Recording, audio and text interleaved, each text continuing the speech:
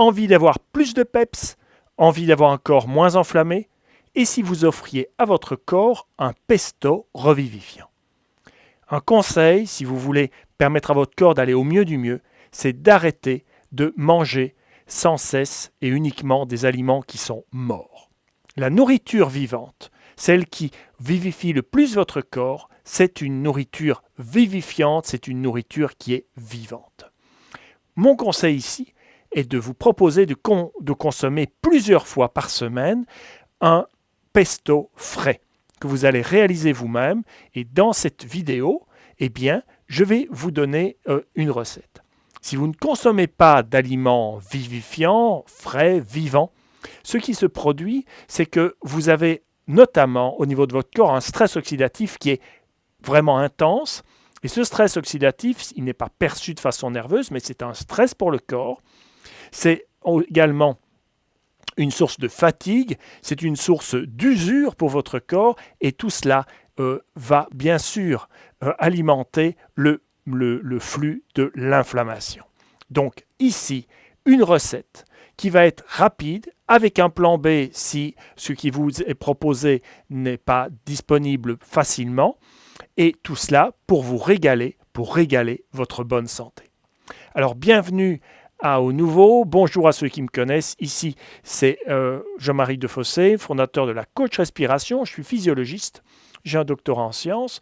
Et cette Coach Respiration, c'est une manière moderne de prendre soin de soi dans son ensemble, avec un volet qui est mouvement-respiration, un mouvement alimentation-minéralisation, et un mouvement relationnel. Également, sachez que j'ai travaillé pour rédiger de nombreux ouvrages de référence sur des sujets aussi divers que la respiration, la gestion du stress, le nerf vague, les minéralisations, et tout ça est synthétisé dans un mini-guide en accès libre sur le site école-coach-respiration. Le vif du sujet à présent, quels sont les ingrédients pour ce pesto? Le premier va vous faire reculer et ou sourire, ou crier d'horreur. Il s'agit d'une petite merveille de la nature, des orties. Alors vous allez me dire, oui, ça pique, comment on fait? On va en parler bien sûr. Les ingrédients dans un premier temps. Les orties, ensuite le chou. Et remarquez le type de chou que je vous conseille, c'est du chou fourragé, qui a l'avantage de ne jamais paumer, donc on peut cueillir les feuilles au fur et à mesure. Troisième ingrédient intéressant, la mélisse, qui pousse très facilement dans n'importe quelle terre. Une autre volée d'ingrédients qui va venir compléter ce pesto, de la sarriette, j'en ai une variété rampante qui est vraiment très pratique, de la menthe, on n'en mettra pas beaucoup, mais le peu va être très intéressant, de l'estragon, c'est un parfumant, et si vous en avez, mais c'est très facile à cultiver une fois que c'est lancé, du réfort. Vous allez me dire, oui, mais moi j'ai pas de jardin, j'ai pas tout ça, que puis-je faire? Il y a deux plans B. Le premier plan B, petit plan B, c'est de faire de la culture en bac. Les bacs permettent vraiment à des personnes qui auraient que des tout petits jardins, voire même un balcon, de cultiver toutes les espèces dont je vous ai parlé ici. J'ai mis encadré en rouge celles que je vous invite à cultiver de façon isolée, parce que ce soit donc les orties ou la menthe, ça a tendance à être envahissant et étouffant des autres espèces. Mais tout le reste est tout à fait cultivable en bac, ça ne nécessitera pas beaucoup de surface. Si la culture en bac n'est pas votre affaire et que vous voulez juste acheter des produits, eh bien le plan B que je vais vous proposer là maintenant, c'est de 3 ingrédients qui vont être du persil. Il y en a quasiment à toute saison. Choisissez du persil plutôt simple, là c'est du frisé. Le simple est plus intéressant, plus goûtu. Ensuite, du poireau. Vous savez que j'adore cette plante parce que c'est une plante médicinale à l'origine. Et enfin, les fans de carottes. Alors, il n'y en a certes pas toutes les saisons, mais si vous ne pouvez pas avoir ces fans de carottes, essayez d'utiliser un des autres ingrédients présentés au début. Ces 3 ingrédients, vous pouvez les conserver vivants en les plaçant dans un verre d'eau. C'est vrai pour le poireau entier avec ses racines, c'est vrai pour les carottes, juste la pointe, et c'est vrai pour le bouquet de persil. La collecte. Imaginez que vous êtes partant et que vous avez tous les ingrédients nécessaires dans votre jardin. Comment faire? Les orties, c'est un fait, ça pique. Et si vous ne voulez pas vous piquer, il y a une façon très simple de faire. Moi, j'utilise directement le bac de mon mixeur, une paire de ciseaux et je coupe pour faire tomber les pointes d'ortie. Ne prenez pas les tiges, c'est trop fibreux, et les feuilles d'ortie.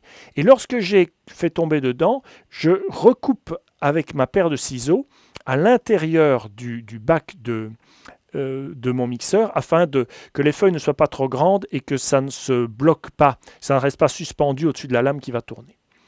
Une fois que mes ingrédients ont été collectés de cette manière, c'est rapide et absolument indolore concernant les orties. Vous pouvez placer le tout sur le mixeur et là, tout simplement, eh bien, vous démarrez le mixage. À partir de là, vous avez l'oxydation des feuilles, des ingrédients qui va intervenir et ça, ce n'est pas ce qui nous intéresse. Donc, on ne va pas traîner. Dès qu'il y a eu le mixage, vous passez à basculer dans un récipient. Moi, je ne vais pas faire la suite dans le bac du mixeur qui est souvent en polycarbonate. Ce ne sont pas les meilleurs plastiques alimentaires du monde. Donc, je reviens dans un récipient qui est bien propre, ici en faïence. Et là, je vais ajouter 3 choses. De l'huile d'olive. Alors, bon, oui, il faut la choisir de qualité. Il y a régulièrement des analyses, notamment à UFC Que Choisir, qui vous donnent des orientations. Deuxième chose que je vais rajouter, ça va être de l'huile de tournesol. Alors, il y a des oméga 6, mais j'en mets juste un tout petit peu parce qu'il y a du tocopherol, de la vitamine E qui protège, qui est antioxydant. Et enfin, je rajoute du curry, je le répète, sans poivre pour la partie piquante, uniquement du piment. Le poivre augmente la perméabilité intestinale. Ça, je n'ai plus alors qu'à mélanger et mon pesto est prêt. Il a été dit au début de ne consommer que des pestos frais, donc ce pesto, je ne le mets pas au frigo et j'attends 20 minutes, 3 jours pour le manger. Le frigo n'arrêtera pas le stress oxydatif, 0 degré n'intervient pas pour ce type de réaction chimique, donc je vais le consommer de suite. D'accord, je l'ai fait au petit déjeuner. Ce que je pouvais faire, c'était pré-couper mes ingrédients à l'avance, les mettre dans mon bac de mixeur et attendre une nuit couvert. Ça, c'était possible, éventuellement au frais. Mais une fois que c'est mixé, directement, eh bien, je mélange et je consomme. Ça peut se consommer sur un support. Je vous ai parlé d'un pain sans gluten dans des vidéos sur des petits déjeuners. Ça peut être aussi dans un carré d'une assiette. Bref, bon appétit, très bon appétit à vous. Je vous assure que là, vous sentez au moment où vous le mettez dans votre bouche que vous fournissez à votre corps quelque chose qui est vitalisant, qui est extrêmement positivant pour votre santé. Ça n'a rien à voir avec, complètement à l'opposé de l'échelle, la nourriture industrielle qui est quelque chose de 3 fois mort, et c'est comme si votre corps allait devoir donner de l'énergie de vie pour revitaliser la nourriture que vous mettez à l'intérieur de lui. Là, c'est l'inverse, c'est de la nourriture qui amène de la vitalité à l'intérieur de votre corps. Et ça vous fait manger à un moment donné de la journée des aliments crus que autrement vous n'auriez pas mangé. Vous pourriez me dire, mais moi je mange tous les jours de la salade. Écoutez, franchement, si vous pensez pouvoir vous apporter des antiradicaux libres grâce à de la salade, vous rêvez. Ça se produira lorsque les poules auront des dents et aux dernières nouvelles, elles n'en ont toujours pas. Bref, utilisez des légumes qui ont vraiment du corps, le plus possible sauvage, je veux dire bio, et non pas cultivés sur des tissus imbibés d'eau et d'engrais.